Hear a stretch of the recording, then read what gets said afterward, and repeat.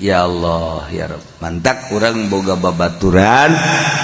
lebih bagus boga babaturan bodoh syariat tapi bisa nahan nafsu orang nafsu batan babaturan pinter tapi teu bisa nahan nafsu capek ku nafsu mah nah ieu urang ngaji teh ieu ja atuh dosa bener mah geus bararisa kabeh gitu ieu nu hese ge nahan nafsu barang ngaji teh malah tambah nafsu sebab gesekan-gesekan motor meuli nu anyar teu kabeuli ngredit deui pan eta ngaji neuk di mana ditendeuna kajen teu ngaji sebenarnya daripada urang ngalaksanakeun paharaman nah setik-setik urang dirobah-robah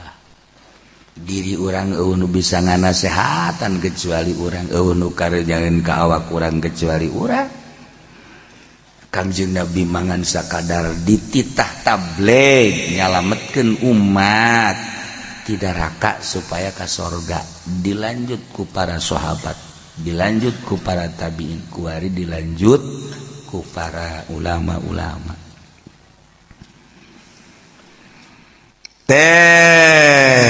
eta geus rusak geus teu tahan bahkan kiai loba nu dibunuh dipenjara engke bakal terjadi seperti eta berarti kan kabeh ku nafsu biasa kos gitu asal geus rusak Allah engke nurunkeun seorang kesatria emang turun Nabi setiap turun Rasul teh di tengah-tengah keur bararagus keur hancur keur teu nyahoeun peradaban teu nyahoeun ka pangeran Allah nurunkeun Rasul pupus Rasul maot Rasul acak-acakan deui pohoan deui ka pangeran turunkeun deui ku Gusti atuh ti Kangjeng Nabi Isa alaihi salam cuman 500 tahun ka Kangjeng Nabi teh geus teu nyahoeun pangeran geus teu nyahoeun pangeran atuh Kangjeng Nabi dilahirkeun ka alam dunia teh pangeran manusia saat eta teh emang kumaha kitu patung batu kayu rimbil di Baitullah teh patung deuk kumaha coba atuh bahkan disimpen di jero Baitullah patung teh di salande-salandekeun deuk kumaha jauh ke pangeran turunkeun Kangjeng plek ya Allah ulah ngahayalkeun urang jadi kiai teh dihormat-hormat ulah atuh kos kitu mah teh ngaranna ya teh kos kiai tukang ceramah namun teu 5 gelas teh jadi kudu 5 ge geus nu aya cecekelan budaya di gelas beuh tama atuh sarua jeung si itu teh lah ieu urang geuna namun kadatangan kiai Assalamualaikum sana dahra puasa masyaallah beusi ngopi henteu dia menuju saum masyaallah mantap berasa atau dina daharna ge setik ieu mah kieu bade dahar masyaallah rujak siap kopi oke teh manis mun aya mah deui deui budak aya tukang cendol dieureunkeun tukang cendol tukang es boh eta mah kiai beuteungna kos orai koros oh masalah sih ulah kasihmu kan tuh biasa bae sih ya Allah nyadar urang oh wareng aing dikiaikeun teh ku jelema ku Allah mu wallahu a'lam nah supaya nyadar teu layak aing jadi kiai berarti mungkin kabat mun ku batur kiai di ka mana ulah nyebut kiai ka aing mah lain kiai sabuya naik burungnya ngabuyakeun eueuh batur ngabuyakeun sorangan sabodo batur rek nyebutna naon ge ka urang nu penting urangna bener cara Imam Hanafi kadenge bisik-bisik nyana liwat tah eta tah jelema nu tilok sare ti peuting mata eta kadengeku Imam Hanafi. Masya Allah cek Imam Hanafi besi bohongnya nak mulai harita tarasa repeting sebab daun batur disebutkan tak eta tarasa repeting ini sete sare Imam Hanafi karunya ka jelema anu ngalem nu ngomong coba dipendit tak eta jelema ti LKS siapa dulu horeng kerek penipu kelas kakap. Ya Allah ieu keur carita ngaji eueuh di negara urang. Yes. Wa yusawa bainaha wa baina dainin adamin akurkeun antara jizyat jeung antara hutang bangsa Adam. Mulutkeun mazhab dalam pembayaran anak beda jeung wasiat. Lamun wasiat mah panderikeun jizyat heulakeun tapi lamun urusan hutang yusawwa bainaha wa baina dainin adamin akurkeun Abi khalalis sanatin atawa asub Islamna dina tengah-tengah tahun. Tapi kaulin mah cek sakaol mah la syai'a teu kudu aya naon teu kudu bayar upeti ketika di tengah-tengah tahun. Cara nyokot jizyat teh horenganan lain sajizyat-jizyatna aya adab-adaban lantaran ieu teh hayang menang pengamanan ti negara Islam nu mantaknya na mayar teh supaya ngarasahina cicing di negara Islam teh make aturan-aturan Islam selain salat puasa jeung zakat. Jadi membaur biasa kecuali sholat, puasa, zakat lain. Saku banu kamari lain carita. Jadi aya adab-adab. Kumaha adabna? Wa tukhadhu cokotlah jizyat bi ihanatin kalawan kucara ngahinakeun ka kafir. Jadi nyokot upeti teh aya aturan adab seperti penghinaan ngahinakeun ka kafir bakat jelema hina ahli neraka ulah disanjung-sanjung ulah dihormat-hormat ahli neraka. Masya Allah yang terhormat Bapak Cinglu itu bagus ahli neraka yang terhormat ulah-ulah kali neraka ke DPR ulah yang terhormat. Yang terhormat para DPR terhormat di mana? Masa nu korupsi terhormat? Kuduna terbusuk para DPR. Kesiat ceramah gitu deh. Ka aing bae aing ditangkep. Ieu kerja ditakeun teu hormat dan nama. Jangan hormat mah jelema nu mulya. Yang mulia Bapak Kiai Haji Fudoli Deres. Nah, sanajan korupsi ge saeutik paling ge duit mait paling ge letik tah bae jeung nu ngancam lagi mait tah mah urusan nanjana jeung mait sapodo geus tah mah paling diririwaan kan tapi kan ieu mah duit masyarakat ya Allah ya Rabb tuh. Jadi lamun DPR yang terhormat Bapak Kepala atau Ketua DPR nyana bunga blon aduh aing sebenarnya teu terhormat yang mulia padahal main menghina nu ceramahna doraka. Misalnya Ki Fudali ceramah di DPR yang mulia Bapak Ketua DPR doraka geus nyaho teu mulia di mulia-mulia atuh doraka ge ku pangeran nya ge sarua dikanarakakeun. Ih, jadi kiai itu tanggung jawab na di dinyata nu beratna. Mentak kula bang embung ge. Keur mah bayaran leutik.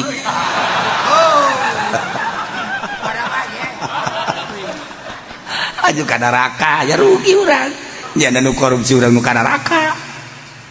engke cenah kieu emang korupsi lamun korupsi tapi pasti korupsi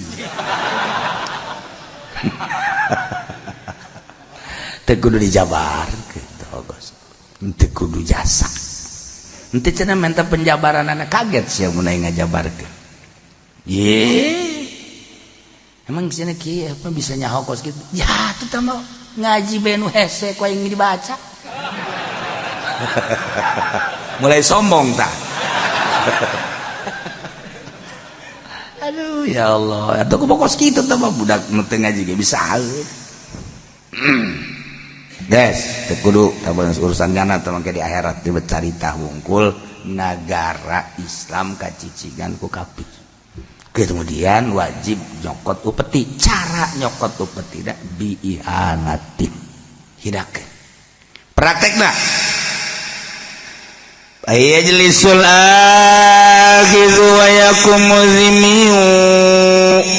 orang Islam nu ditugaskan untuk ngambil upeti diu di kursi gapir zimi nu endek bayarna nangtung haju wa yutati urasahu wa yahni zuhruhu nyana kudu nungkulkeun sirahna huluhna kanu endek nyokot upeti sopan tonggongna direbahkeun sakumaha nu ruku tungkul bali ruku Masya Allah eta kan hina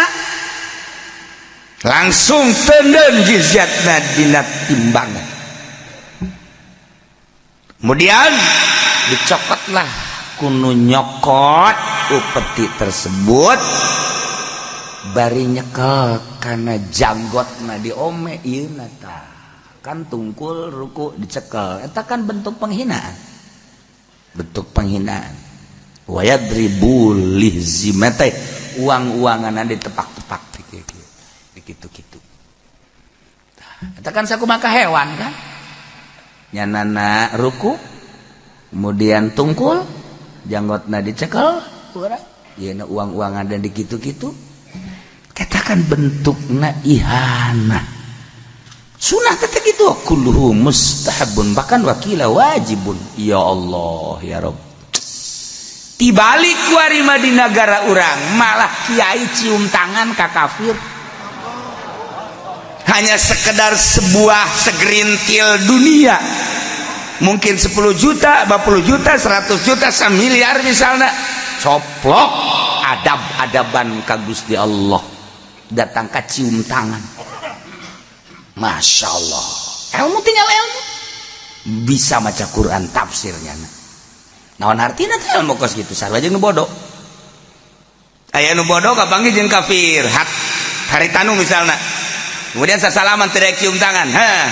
sasalaman mecak nu bodoh teu hayang aing kudu cium tangan ka sia tapi anu pinter cium tangan tah pinteran keneh nu bodoh aslina mah batang kiai aslina mah pinteran keneh nu bodoh teu hayang aing kudu cium tangan ka dia bae udah tes di Gunung Karang merenya bodoh teu bisa ngaji pinter hakikatna kiai cium tangan bodoh hakikatna ya Allah aya nu bodoh ngaji nangan sakadar mingguan doang tapi ketika dibere duit ku pamarentah cokot lah aing moal di dahar mah ku aing mah ya bikin bae geus kata tangga hook ya aing mah kebal deui ge paeh ceuk teh geus mah aing teu bisa husu beuteung aing teu dibebener moal emang kunaon henteu aing mah moal da pokona mah bejana cek kieu cenah duit pajak moal diasupan duit pajak ku aing mah bodoh ngaji nangan mingguan doang ai kiai rampus rampus jasa rampus kula mah inget ka rampus teh ya inget ka jelema sugih lempang naik mobil Hammer be padahal teu bagus-bagus ting Hammer ngan atuh di pondok ngomong Hammer nyana duaan bae jeung supir pas neuli jelema keur ngadaharan jukut ceknya ka supirna Pep itu kenaon jelema ngadaharan jukut bos kok ngadaharan jukut sih ya teh nyaho atuh eren tanya cek bos saya ngadaharan jukut bos cenah teh kunaon atuh sangu Masya Allah datang ke ngadaharan jukut deuk kumaha deui atuh cekna teh itu duaan itu kakak kula sarua keur ngadaharan jukut ya Allah ya Rabb milu ka imah deuk naon ayo geus milu ka imah aing karunya kasih ya Allah ih cenah kula boga anak sabaraha genep ayo puateun anak puateun cek nu saurang kula ge sarua cenah boga anak 8 puateun mobil numpuk di mobil ngaromongnya Masya Allah orang alhamdulillah poe geus 3 poe urang teu ngadahar sang ngadahar jukut aya bos ku barahan-barahan teuing ceknya teh ngaromong bae nya di mobil kadenge ku bos datang ka imahna barang datang ka imah tah sia daripada ngadaharan jukut di ditu teh jukut di ruhur hareupeun imah aing baragus tah los sia daharan goblok tolol tabos teh ku geledeg gitu sugan teh urang deuk di beredahan sakeuna orenganan kita pindah nyatuan doang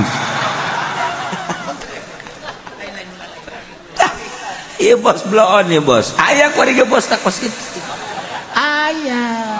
tah ulah sok cilek-cilek ka dieu biasa lah Masya Allah tolol dah bos palal awal tauqil muslimin bil adai depan kaul awal nunyunahkeun eta boga nilai tauqil muslimin bil ada cekaul kedua wajibun hawalatun alai wa ayyamana sebagai hawalah atau nutupan awal tauqilu muslimin bil ada wa hawalatun alaihi wa ayat mana jeung nanggung jawab ka kafir mah ulah muslimin ulah terlalu tawadu terlalu sopan nyana akhirna kan di urang teh tulak cangkeh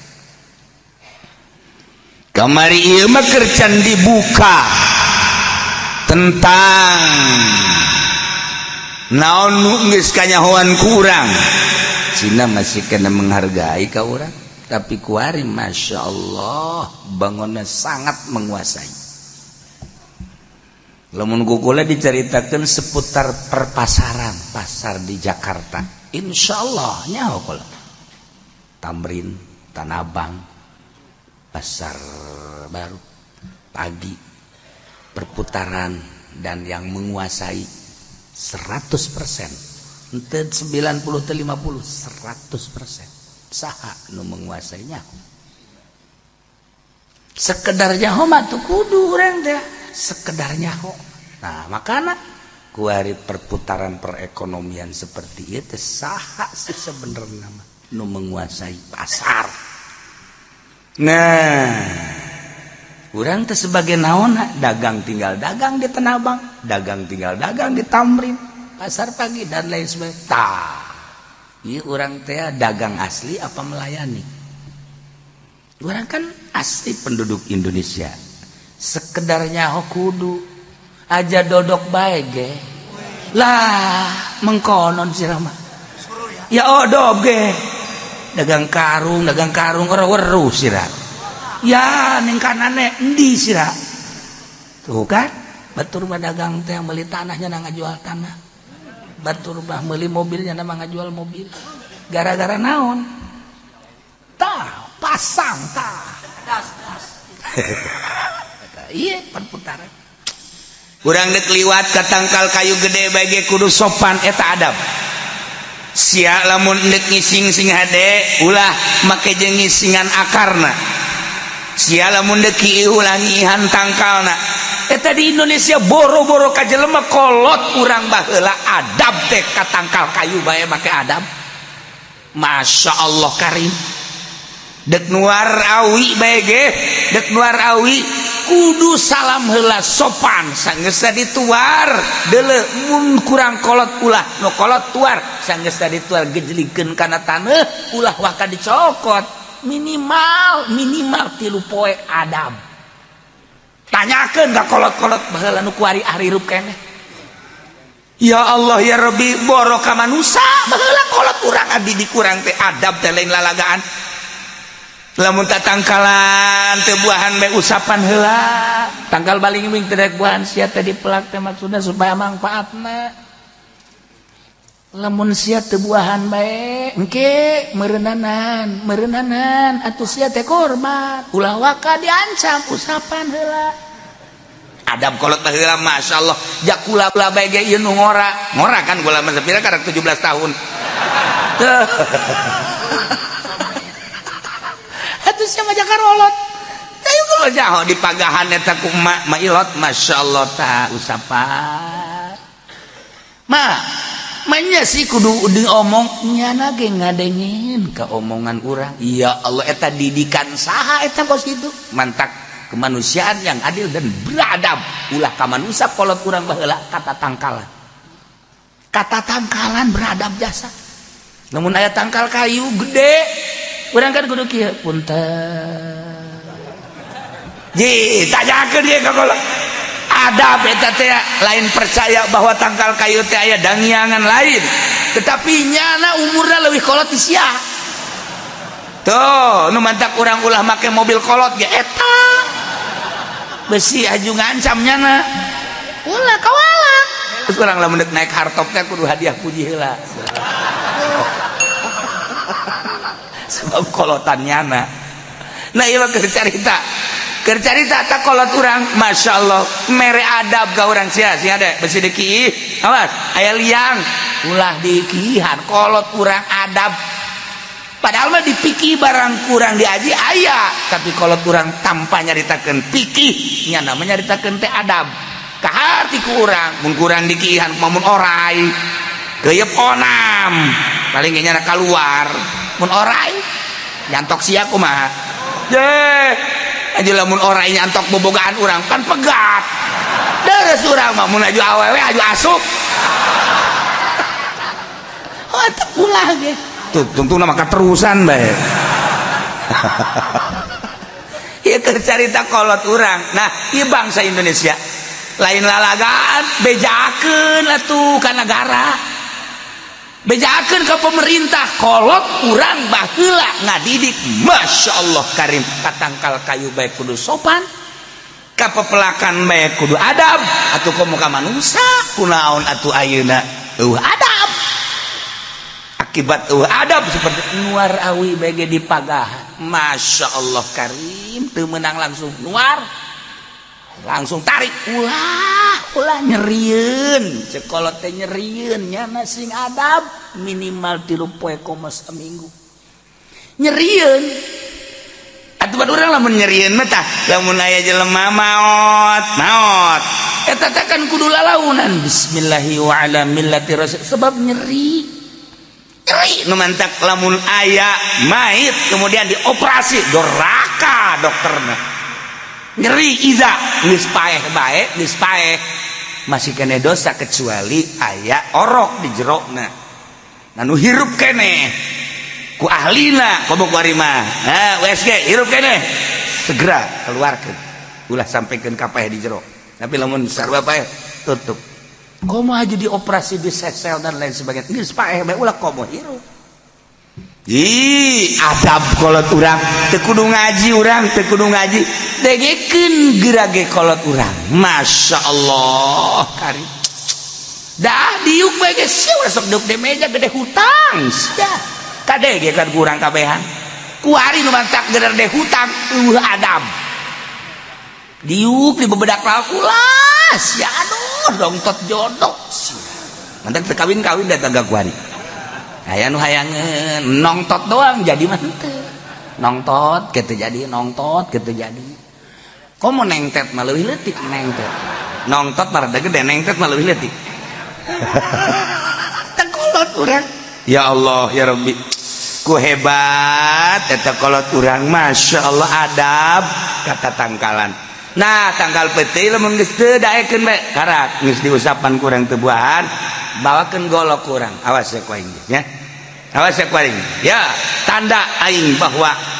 ngaharepkeun sia buahan bacok kurang jeger lamun sia teu buahan bae ku aing bakal pake tataban Haji Pendi sia buahan kajeng kumaha sebab nya embungeun jadi tataban Haji Pendi sakieu teh gunana mah aing disiksa aing kasiksa sakieu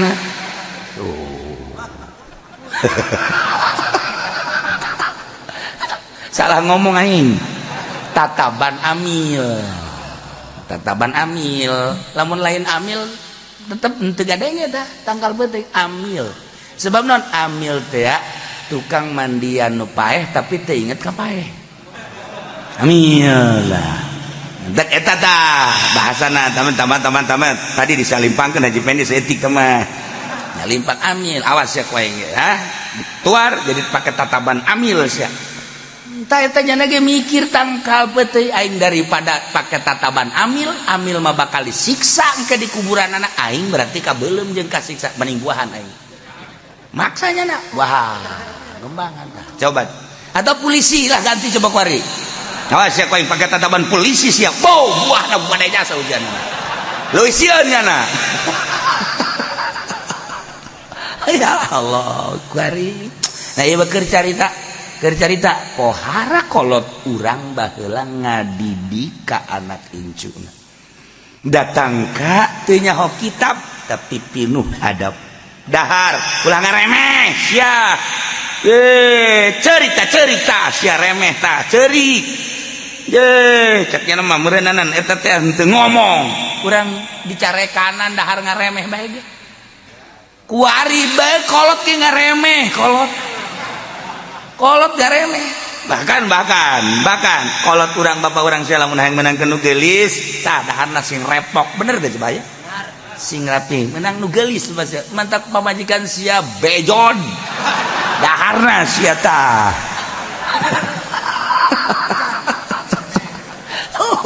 dahar eta kolot datang ka dieu ka didik urang ya Allah ulah ngaremeh mun geus dahar tah bener tah aya keneh tah di piring eta maksudna kula mah nyaritakeun adab ieu ti kolot ka anak datang ka kos kitu kuari pamarentah teu boga adab rakyat jeung ka pamarentah teu boga adab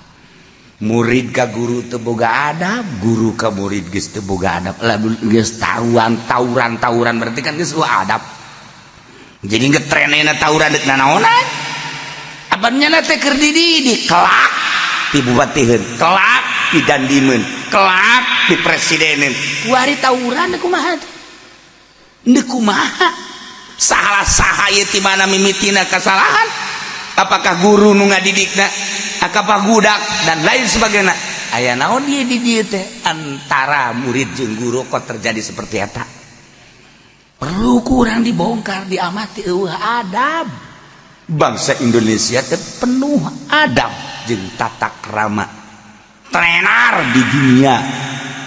Bung Karno dihormat di unggal negara lantaran adabna pohara kuari urang jadi penghinaan lantaran teu boga adab lamun Ahok geus ngahina ka Al-Qur'an ulah disalahkeun Ahokna urangna nu teu boga adab terhadap kafir-kafir namun urang boga adab sieun nya na akhirna kan kurang make demo mestina teu kudu make demo dengan adab dengan tata krama dakwah ku kekerasan can mungkin berhasil tapi dakwah ku adab jeung tata krama geus jelas loba anu arasup Islam nah ieu adab geus ieu di bejaan di dieu di fikih cara nyokotna dengan motif ihanah ngahinakeun ka kafir, maksud ngahinakeun teh dakwah supaya nyana merasa hina dengan kekafiran saha nu nyaho engke asup Islam tuh dakwah nu nyokot diuk nu meren nangtung samping nangtung manehanana kudu nungkulkeun hulu di samping nungkulkeun hulu kudu rebah sakumaha nu ruku ome janggotna uang-uanganna tepak-tepak berarti kan kos ka hewan engke kan nyana berpikir aing asup Islam bae lah kos kieu mah tuh ya Allah ya dakwah teh seperti kitu ieu mah endahan urang anu ngusapan kafir ngurutan kafir ngahormat kafir bila perlu ciduhna ge diletak ku urang naudzubillah min dzalik sapatuna ge dipanggul ku urang disuhun-suhun ya Allah nanaonan aya Allahan di kolbu urang aya Muhammadan di kolbu urang anu Allah jeung Muhammad Kangjeng Nabi Muhammad teh mindahkeun umatna nu kudu ka neraka kudu ka sorga urang aya Kangjeng Nabi Muhammad dan cahaya Kangjeng Nabi aya di kolbu urangan atuh kunaon mbake jeung hadaman kafir leutik amat sih pemikiranana Masya Allah tah ih aya Kangjeng Nabian mulia aing teh Kangjeng teuing aing mah teu dahar ge atawa cukup dahar aing kudu ngaladenan ka kafir teu hanai aing mah teu hanai bahasa mana itu hanai para roho ulah urang Imam Syafi'i bae mengakui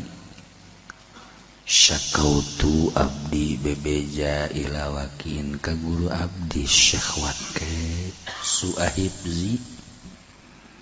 goreng tatalaran asal nalar poho asal nalar poho segede Imam Syafi'i teh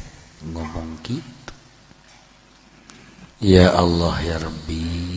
horenganan barang bebeja ke guruna cak guruna atuh eta ulah loba maksiat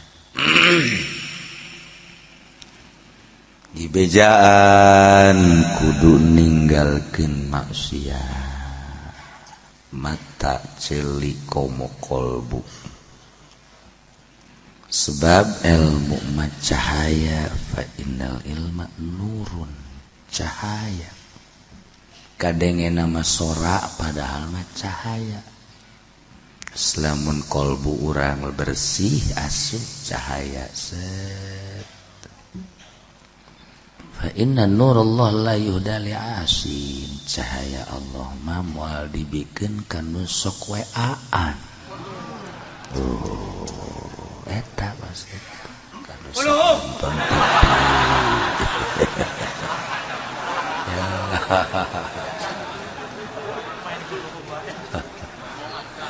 gitulah ini saya ilmu di jero hati menang sepoe dua poe Masya Allah poho deh kadanan cara guru-guru urang lamun urang nanyakeun masalah ka guru urang almarhum Mama Bakri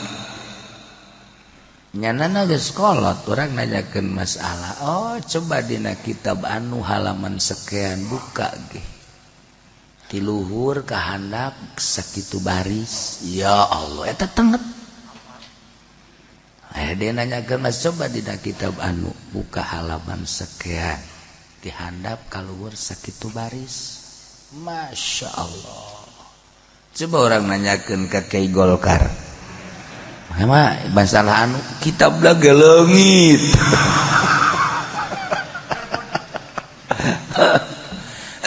gara-gara ngadahar duit ti polisi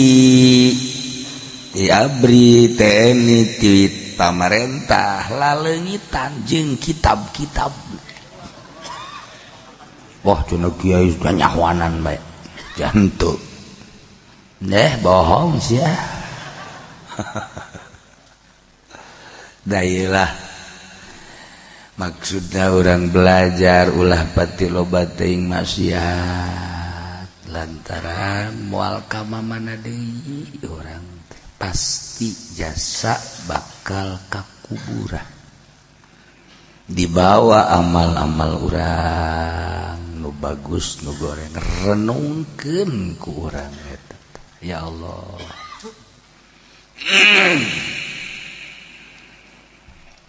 Di hiji negara Islam aya kafir zimi minta perlindungan nyana dengan ditentukan bayar upeti. Ai praktek menang hidayah asup Islam. Hidayah makan murah tapi mahal tapi murah eueuh nu bisa kecuali Allah mere hidayah. Sakumaha Kangjeng unjukan ka Gusti ya Allah ya Rabb ieu teh kapan Abi Thalib teh anu ngurus abdi ngarumat abdi Gusti dititah maca 2 kalimat syahadat mah entos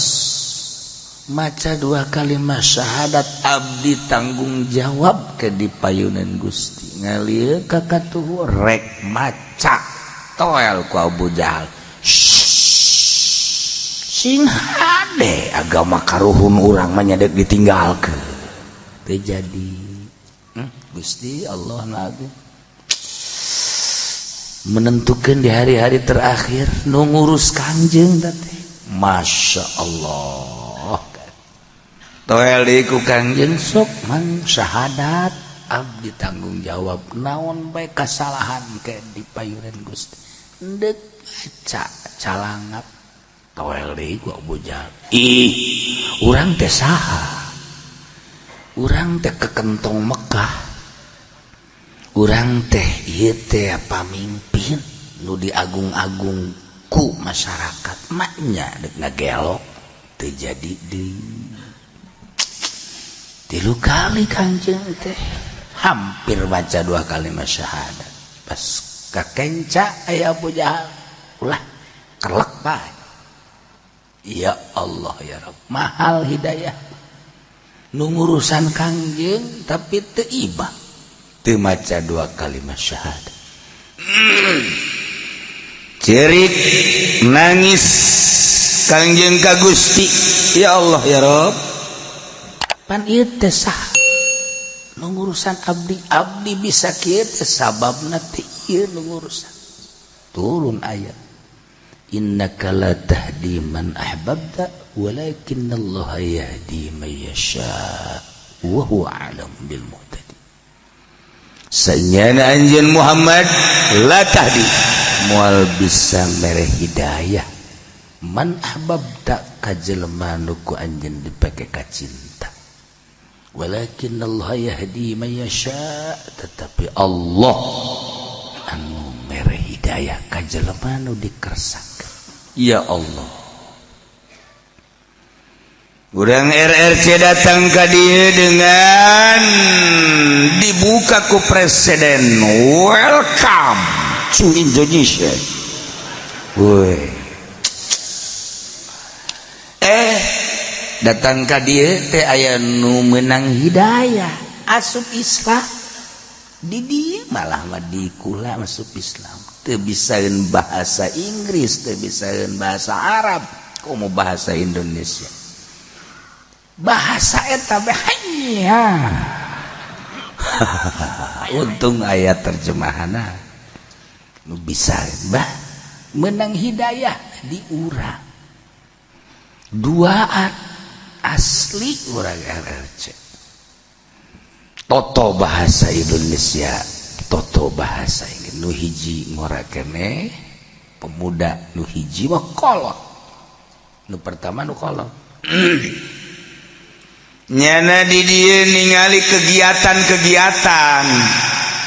loba perkumpulan maulidan rajaban kegiatan bulan Ramadan lebaran nyana merenung teu pernah menyaksikan seperti eta di RRC nanyalah kegiatan naon dibejakeun lah gitu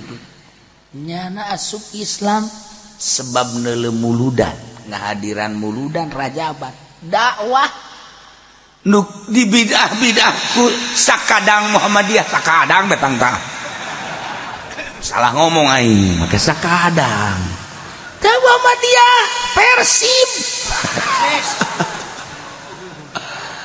nggak bidah-bidah geningan terbukti nyana ku ngahadiran anak asup Islam hidayah nyulusup tuh pemuda hiji deui sarua motif dah hampir kitu di dia ningali nyana di sebuah perusahaan ternyata toto teu nyahueun ka salat teu nyahueun ka naon ketika zuhur breng karyawan teh kacara rai salat ku jana dideleukeun asal salat dideleukeun ku jana terus katingali karapihan adab-adaban jelema Islam saling memberi saling hormat saling nyapa teu pernah cek nyana di ditu mah di ditu mah Masya Allah you ai nyawa benernya tuh tak ngomong ya tutung tuh nama you and me baik ka ditu nama asih mah teu nyawa you and me teu nyawa sih mah orang kampung atuh ya Karim nah suki Islam aca dua masyarakat cuman cek nyana setelah saya Islam saya mau pulang nyana terus dia belajar ala kadar dek pulang dek naon dek ngislamkeun emak bapak kan ieu bade kula ieu asup Islam langsung ngomong seperti eta mulia amat mun cek bahasa urang mah karunya atuh emak karunya bapak mumpung aya keneh kukula dek dibere penerangan supaya asup Islam ke iraha waktu dek ka dieu deui ya Allah hidayah kunaon ari urang bitung sakola di Semarang asup Kristen anak haji deh Masya Allah pohat aya WTS urang RRC adieu WTS wanita tunasusila ublag dengan bahasa kerenna ublag atau perek perempuan eksperimen atupan dicoba terus dan dicoba teu pernah kawin tah dengan tenar deui di kalangan Cikupa Citra ngaranna Jablay nah eta teh WTS ublag non ngaranna perek Jablay eta teh alfadun mutaradifatun bimanan wahid nggak eta kene maknana mah hiji tuh kumaha kebenaran di Jakarta setelah eta kapanggihlah jeung bangsana setelah kapanggih jadi langganan ngobrol hidayah masuk Islam setelah masuk Islam nyana tobat ka Gusti Allah meninggalkan dunia hitam terus bagus belajar orang yang receh gelis deh saya wajib baik kan asal nggak ada yang gelis beresep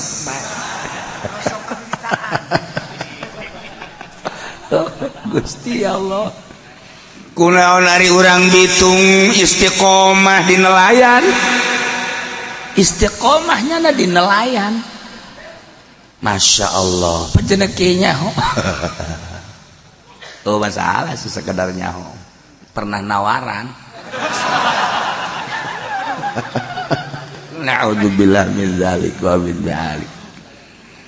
Nah, aya deui ieu cerita nyata. Budak digawe tapi perkembanganna pohara di Garut. Bebeja digawe di Jakarta tapi balik beli mobil ke gawe deui balik yen imah gawe di balik meuli tanah. Jabatur ge digawe teu kitu-kitu deui. Asana ieu mah meureun lain digawe digawean meureun. Ternyata bener. Gusti padahal lingkunganna lingkungan santri. Anakna nyana turunan santri tapi ku Allah dibelokkeun pagaweana seperti eta. Masya Allah. Aya jelema susah loba nu endek meuli kanyana, endek ngajajanan kanyana, dek dibeli awak tetep bertahan kajen teuing teu dahar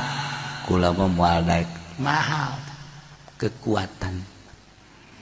Nah, iyalah aya jelema tani jujur inget bae kahisaban engke jaga di akhirat.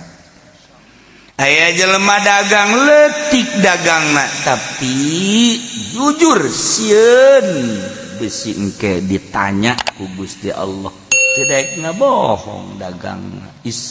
tuning lurus jeung jujur sapira di dunia caknya. Jelema susah dagangna leutik bodoh tetapi bisa mempertahankan. Masya Allah. Aya kiai ngegedebul bae ngomong bohong bae terus-terusan lain di urang kiai na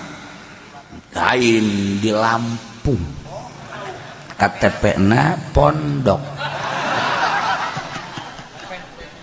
tuh. Nah, mantap masing-masing nafsi. Dalil tinggal dalil, ayat tinggal ayat. Lamun ku Allah dek digebruskeun mah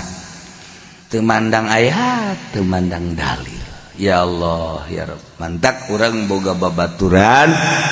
lebih bagus boga babaturan bodoh syariat tapi bisa nahan nafsu, merangan nafsu. Batan babaturan pinter tapi teu bisa nahan nafsu. Capek ku nafsu mah. Nah ieu urang ngaji teh ieu ja atuh sebenarnya mah geus bararisa kabeh gitu. Ieu nu hese ge nahan nafsu. Barang ngaji teh malah tambah nafsu. Sebab gesekan-gesekan motor meuli nu anyar teu kabeuli ngredit deui. Kan eta ngaji neuk di mana ditendeuna. Kajen teu ngaji sebenarnya. Daripada urang ngalaksanakeun paharaman. Nah, setik-setik urang dirobah-robah.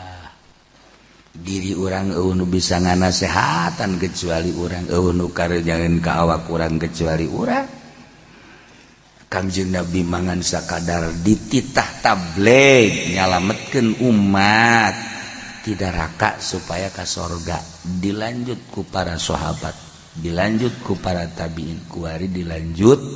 ku para ulama-ulama. Zaid seorang kafir zimmi cicing di negara Islam menang hidayah asup Islam nyana kumaha ukhirat jizyatuhu min tirkati au mata ba'da sinin atawa maut sabada sababaraha tahun atawa paeh nyana.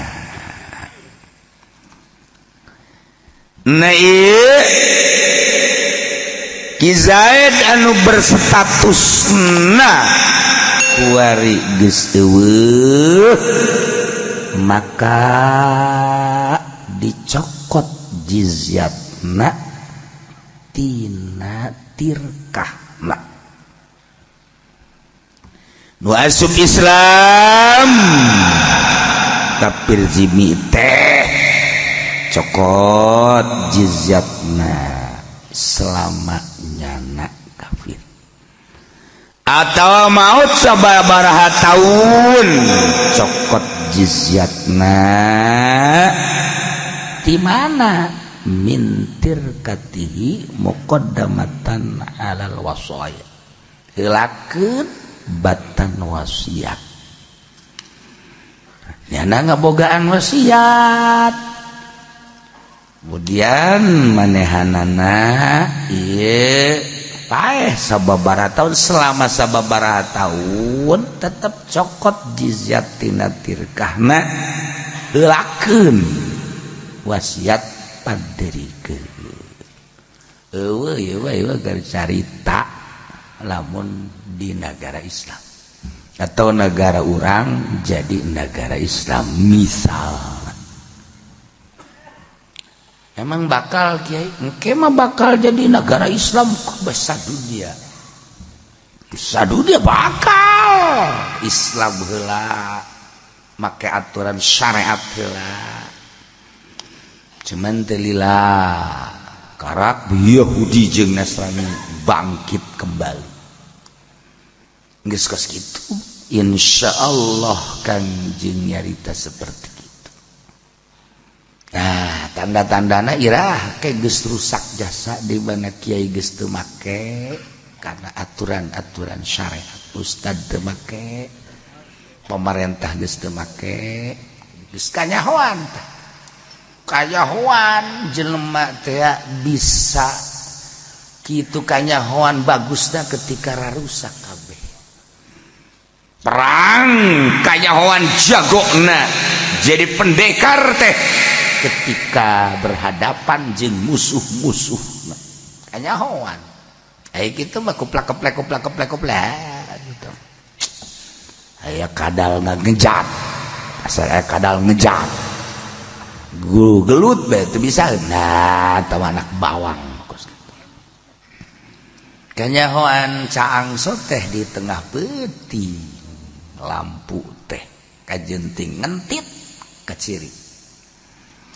dah kuari ge loba mun make kana aturan tengah-tengah masyarakat saeutik bae lempeng jeung jujur di tengah-tengah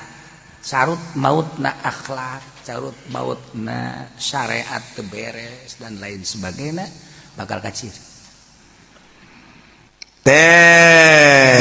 eta geus rusak geus teu tahan bahkan kiai loba nu dibunuh di penjara engke bakal terjadi seperti eta berarti kan kabeh ku nafsu biasa kos kitu asal geus rusak Allah engke nurunkeun seorang kesatria emang turun nabi setiap turun rasul teh di tengah-tengah keur bararagus keur hancur keur teu nyahoeun peradaban teu nyahoeun ka pangeran Allah nurunkeun rasul pupus rasul maot rasul acak-acakan deui pohoan deui ka pangeran turunkeun deui ku Gusti atuh ti Kangjeng Nabi Isa alaihi salam cuman 500 tahun ka Kangjeng Nabi teh geus teu nyahoeun pangeran geus teu nyahoeun pangeran atuh Kangjeng Nabi dilahirkeun ka alam dunia teh pangeran manusia saat eta teh emang kumaha kitu patung batu kayu rimbil di Baitullah teh patung deuk kumaha coba atuh bahkan disimpen di jero Baitullah patung teh di salande-salandekeun deuk kumaha jauh ke pangeran turunkeun Kangjeng lek ya Allah ulah ngahayalkeun urang jadi kiai teh dihormat-hormat ulah atuh kos kitu mah teh ngaranna ya teh kos kiai tukang ceramah lamun teu 5 gelas teh jadi kudu 5 ge geus nu aya cecekelan budaya di gelas beuh tama atuh sarua jeung si itu ya Lah iya orang kadang namun kedatangan kiai Assalamualaikum misalnya dara puasa Masya Allah besi ngopi mantap dia menuju saum Masya Allah mantap berasa atau di nadaharna seti ya makai badai dah Masya Allah rujak siap kopi oke. Teh manis mun aya mah deui udah kayak tukang cendol dieureunkeun tukang cendol tukang es boh eta mah kiai beteungna kos orai koros. Oh masalah sih ulah kasih muka tuh biasa bae sih. Ya Allah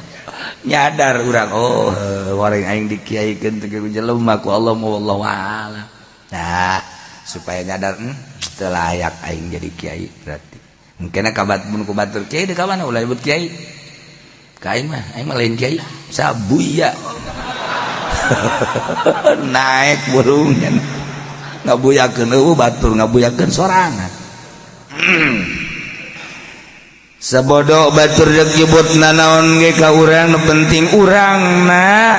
bener cara Imam Hanafi kadenge bisik-bisik nyana liwat tah eta tah jelema nu tilok sare ti penting mata eta kadenge ku Imam Hanafi Masya Allah cek Imam Hanafi besi bohong nyana mulai harita tara sare penting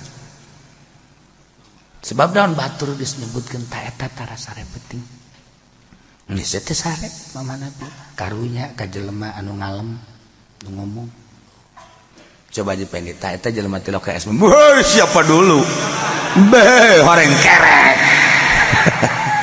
tah penipu kelas kakap. Ya Allah ieu keur carita ngaji eueuh di negara urang yes wa yusawa bainaha wa baina daini nadamin akurkeun antara jizyat jeung antara hutang bangsa Adam mulutkeun mazhab dalam pembayaranana beda jeung wasiat lamun wasiat mah panderikeun jizyat heulakeun tapi lamun urusan hutang yusawa bainaha wa baina dainin adamin akurkeun Abi khalalis sanatin atawa asub Islamna dina tengah-tengah tahun tapi kaulin mah cek sakaol mah la syai'a teu kudu ayana naon teu kudu bayar upeti ketika di tengah-tengah tahun. Cara nyokot jizyat teh horenganan lain sajizyat-jizyatna aya adab-adaban lantaran ieu teh hayang meunang pengamanan ti nagara Islam nu mantaknya na mayar teh supaya ngarasahina cicing di negara Islam teh make aturan-aturan Islam selain salat puasa jeung zakat jadi membaur biasa kecuali sholat, puasa, zakat lain. Saku banu kamari lain carita. Jadi aya adab-adab. Kumaha adabna? Wa tukhadhu cokotlah jizyat bi ihanatin kalawan kucara ngahinakeun ka kafir. Jadi nyokot upeti teh aya aturan adab seperti penghinaan ngahinakeun ka kafir makan jelema hina ahli neraka ulah disanjung-sanjung ulah dihormat-hormat ahli neraka. Masya Allah yang terhormat Bapak Cinglu itu bagus ahli neraka yang terhormat ulah-ulah kali neraka ke DPR ulah yang terhormat para DPR terhormat di mana? Masa nu korupsi terhormat? Kuduna terbusuk para DPR. Kesiat ceramah gitu deh. Ka aing bae aing ditangkep. Ieu kerja ditaken teu hormat dan nama. Jangan hormat mah jelema nu mulya. Yang mulia Bapak Kiai Haji Fudoli Deres. Nah, sanajan korupsi ge saeutik, paling ge duit mait paling ge. Letik tah bae. Jeung nu ngancam lagi mait tah mah. Urusan nanjana jeung mait sabodo geus tah mah, paling diririwaan kan. Tapi kan ieu mah duit masyarakat. Ya Allah, ya Rabb. Tuh, jadi lamun DPR yang terhormat Bapak Kepala atau Ketua DPR nyana bunga blon, aduh aing sebenarnya teu terhormat yang mulia padahal main menghina nu ceramahna doraka. Misalnya Ki Fudali ceramah di DPR, yang mulia Bapak Ketua DPR doraka geus nyaho teu mulia di mulia-mulia atuh doraka ge ku pangeran nyana ge sarua dikanarakakeun. Ih, bener jadi kiai tanggung jawab na di dinyata nu beratna. Mentak kula bang embung ge. Keur mah bayaran leutik.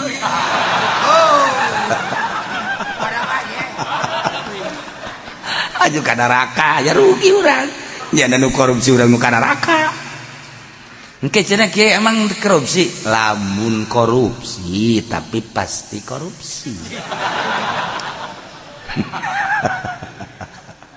Teu kudu dijabar gitu, teu kudu jasa. Henteu cenah minta penjabaran anak kaget sia mun aing ngajabarkeun. Emang cenah kieu apa bisa nyahokos gitu? Ya atuh tah mah ngaji bae nu hese ku aing dibaca. Mulai sombong tah. Aduh ya Allah, atuh pokos kitu tah mah budak nu teu ngaji ge bisa haeut. Des, teu kudu tabana urusan jana teh mangke di akhirat teh carita wungkul nagara Islam kacicigan ku kafir. Kemudian wajib nyokot upeti. Cara nyokot upeti da biihanati. Hidakeun. Praktekna. Ayajlisul akhizu wa yakumuzimiu. Orang Islam nu ditugaskan untuk ngambil upeti diu di kursi gapir zimi nu ndek mayarna nangtung haju wa yutati urasahu wa yahni zuhruhu nyana kudu nungkulkeun sirahna huluhna kanu ndek nyokot upeti sopan tonggongna direbahkeun sakumaha nu ruku tungkul bali ruku masyaallah eta kan hina langsung teuneun jizyatna dina timbangan kemudian dicokotlah kunu nyokot upeti tersebut bari nyekel karena janggotna diome ieu tah kan tungkul ruku dicekel eta kan bentuk penghinaan wa yadribul lihzimati uang-uanganna ditepak-tepak kitu-kitu eta kan sakumaha hewan kan nyanana ruku kemudian tungkul janggotna dicekel yeuna uang-uang ada di kitu-kitu katakan bentukna ihana sunah teh kitu kulluhu mustahabun bahkan wakila wajibun ya Allah ya Rabb tibalik warima di negara urang malah kiai cium tangan ka kafir hanya sekedar sebuah segerintil dunia mungkin 10 juta, 50 juta, 100 juta, 1 miliar misalnya coplok adab-adaban ka Gusti Allah datang ka cium tangan Masya Allah ilmu tinggal ilmu bisa maca Quran tafsirnya naon artina teh ilmu kos gitu sarua jeung nu bodoh aya nu bodoh kapanggih jeung kafir haritanu misalna kemudian sasalaman teu daek cium tangan sasalaman we cak nu bodoh teu hayang aing kudu cium tangan ka sia tapi anu pinter cium tangan tah pinteran keneh nu bodoh aslina mah batang kiai aslina mah pinteran keneh nu bodoh teh hayang aing kudu cium tangan ka dia bae udah tes di Gunung Karang meureun nya bodoh teu bisa ngaji pinter hakikatna kiai cium tangan bodoh hakikatna ya Allah aya nu bodoh ngaji nangan sakadar mingguan doang tapi ketika dibere duit ku pamarentah cokot lah aing moal di dahar mah ku aing mah ya bikeun bae geus ka tetangga pook ya aing mah kebal deui ge paeh cek cenah teh geus mah aing teu bisa husu beuteung aing teu dibebener moal emang kunaon henteu aing mah moal da pokona mah bejana cek kieu cenah duit pajak moal diasupan duit pajak ku aing mah bodoh ngaji nangan mingguan doang ai kiai rampus rampus jasa rampus kula mah inget ka rampus teh ya inget ka jelema sugih lempang naik mobil Hammer be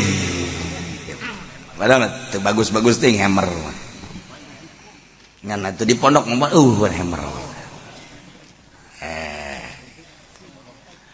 nyana duaan bae jeung supir pas nilai jelema eker ngadaharan jukut ceknya ka supirna Pep itu kenaon jelema ngadaharan jukut bos kok ngadaharan jukut sih ya teh nyaho atuh eren tanya cek bos saya ngadaharan jukut bos cek cenah teh kunaon atuh sangu Masya Allah datang ke ngadaharan jukut kumaha deui atuh ceknya teh itu duaan itu kakak kula sarua keur ngadaharan jukut ya Allah ya Rabb milu ka imah deuk naon hayu geus milu ka imah aing karunya kasih ya Allah ih cenah kula boga anak sabaraha genep aya puateun anak puateun cek nu saurang kula ge sarua cenah boga anak 8 puateun mobil numpuk di mobil ngaromongnya na Masya Allah orang alhamdulillah poe geus 3 poe urang teu ngadahar sangu ngadahar jukut aya bos ku barahan-barahan teuing cek nya teh ngaromong bae nya di mobil kadenge ku bos datang ka imahna barang datang ka imah tah sia daripada ngadaharan jukut di ditu teh jukut di ruhur hareupeun imah aing baragus tah los sia daharan goblok jak tolol ta bos teh ku ledeg jak sugan teh urang deuk di bere dahar jak orenganan kita pindah nyatuan doang iya bos bloon ya bos aya kuariga bos tak kos itu aya tah ulah sok cilek-cilek ka dieu biasa lah Masya Allah tolol dah bos palal awal tauqilu muslimin bil adai tepan kaul awal nunyunahkeun eta boga nilai tauqilu muslimin bil ada cekal kedua wajibun hawalatun alaih wa ayyamana sebagai hawalah atau nutupan awal tauqilu muslimin bil ada wa hawalatun alaihi wa ayat mana jeung nanggung jawab ka kafir mah ulah muslimin ulah terlalu tawadu terlalu sopan nyana akhirna kan di urang teh tulak cangkeh kamari ieu mah keur can dibuka tentang naon nu geus kanyahoan ku urang cina masih kena menghargai ka urang tapi kuari Masya Allah bangunnya sangat menguasai. Lamun gugula diceritakan seputar perpasaran pasar di Jakarta, insya Allah nyaho kula Tamrin, Tanah Abang, Pasar Baru, Pagi, perputaran, dan yang menguasai